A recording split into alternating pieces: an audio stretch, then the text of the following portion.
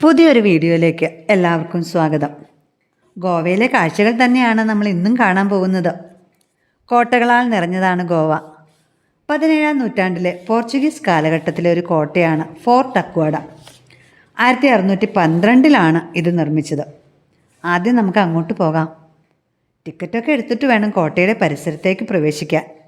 കുറേ ദൂരം നടന്നു വേണം കോട്ടയ്ക്ക് അടുത്തെത്താൻ.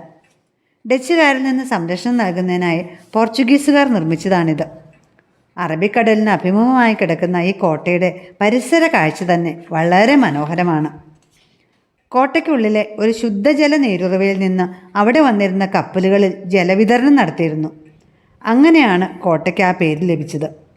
അഗ്വാഡ എന്ന പദത്തിൻ്റെ പോർച്ചുഗീസ് ഭാഷയിലെ അർത്ഥം വെള്ളമുള്ളത് എന്നാണ്. യൂറോപ്പിൽ നിന്ന് വരുന്ന കപ്പലുകൾക്ക് ഈ കോട്ട ഒരു റെഫറൻസ് പോയിൻ്റ് ആയിരുന്നു.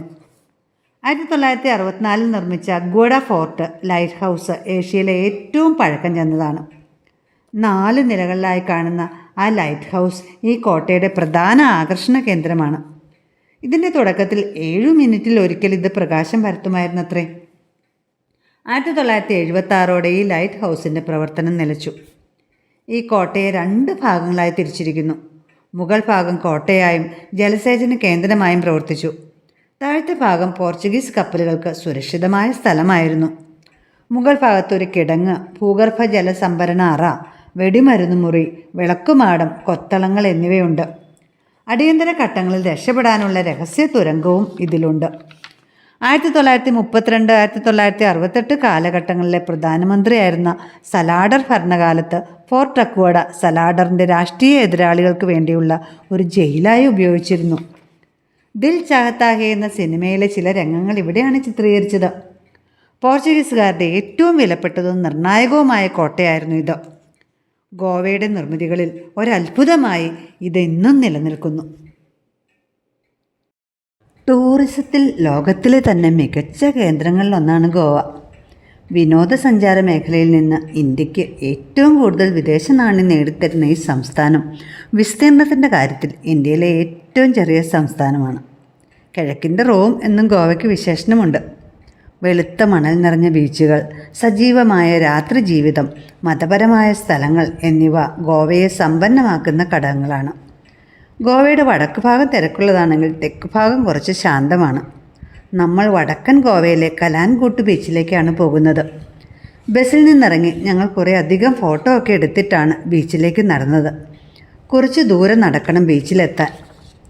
വടക്കൻ ഗോവയിലെ ഏറ്റവും വലുതും പ്രശസ്തവുമായ വിനോദസഞ്ചാര കേന്ദ്രമാണ് കലാൻകൂട്ട് ബീച്ച്. ക്യൂൻ ഓഫ് ബീച്ചസ് എന്നാണ് ഇതറിയപ്പെടുന്നത്. പ്രകൃതി സൗന്ദര്യത്തിനും ചരിത്ര പ്രാധാന്യത്തിനും പേര് കേട്ടതാണിത്. വൻ ജനക്കൂട്ടമാണ് ഓരോ ദിവസവും ഈ ബീച്ചിലേക്ക് എത്തുന്നത്. 7 കിലോമീറ്ററുകളോളം നീണ്ടുകിടക്കുന്ന സ്വർണ്ണ മണൽ നിറഞ്ഞ ഈ കടൽ തീരത്ത് സന്ദർശകർക്ക് വെയിലിൽ കുളിക്കാം, തീരത്തുകൂടി വിശ്രമത്തോടെ നടക്കാം. ജലകായിക പ്രേമികൾക്ക് ആവേശകരമായ ഒരു കേന്ദ്രമാണ് കലാൻകൂട്ട് ബീച്ച്. സൂര്യൻ അസ്തമിക്കുമ്പോൾ കലാൻകൂട്ട് ഒരു ഉന്മേഷദായകമായ പാർട്ടി സ്ഥലമായി മാറുന്നു. സംഗീതം, നൃത്തം, രുചികരമായ ഭക്ഷണം എന്നിവയാൽ ബീച്ച് ജീവസുറ്റതാകുന്നു. ഞങ്ങൾ സന്ധ്യാസമയത്താണ് ബീച്ചിലേക്ക് എത്തിയത്. കുറേ സമയം തിരമാലകൾക്കിടയിലൂടെ ഓടിക്കളിച്ചു. കുറേയേറെ സമയം ബീച്ചിലൂടെ നടന്ന് കാഴ്ചകൾ ആസ്വദിച്ചു. തിരക്കിൽ കൂട്ടം തെറ്റാതിരിക്കാൻ നമ്മൾ ശ്രദ്ധിക്കണം. കച്ചവടക്കാരുടെ ബഹളമാണ് ചുറ്റും. പാട്ടും ഡാൻസും മേളവും ഒക്കെ ഒരു വശത്ത്. ആകെ ബഹളമയമായ അന്തരീക്ഷം. കൂടെയുള്ള ആരെയും കാണാനില്ല. എല്ലാവരും പലയിടത്തായി ചിന്നിച്ചിതറി. ബീച്ച് റോഡിൽ ധാരാളം കടകളുണ്ട്. സാധനങ്ങൾക്കൊക്കെ വിലക്കുറവുമുണ്ട്. മുംബൈയിൽ ഇതിലും വില കുറഞ്ഞാലോ എന്ന് വിചാരിച്ച് ഞങ്ങൾ കാര്യമായി ഒന്നും വാങ്ങിയില്ല.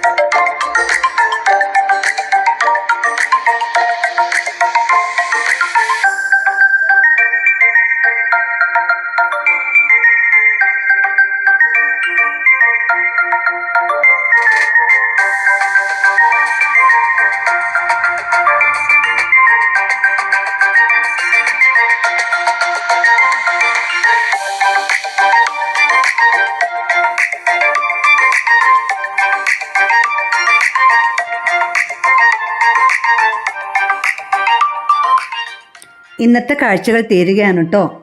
നിങ്ങളുടെ അഭിപ്രായങ്ങൾക്കായി കാത്തിരിക്കുന്നു. പുതിയ കാഴ്ചകളുമായി വൈകാതെ വരാം.